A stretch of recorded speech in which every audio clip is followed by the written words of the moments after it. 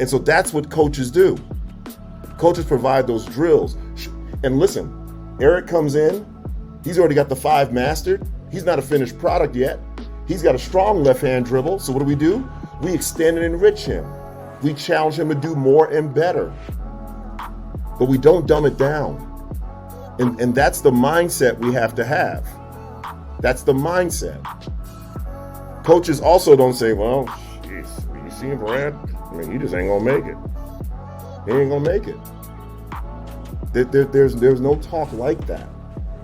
And so we have to have that mind. So coaches don't care if Mike's got 2 people helping him be, our assistant coaches with him. He doesn't care where the answer comes from. They just need the breakthrough. And this is the mindset we have to have. To me, our next frontier is to get over this "I've done all I can" deal.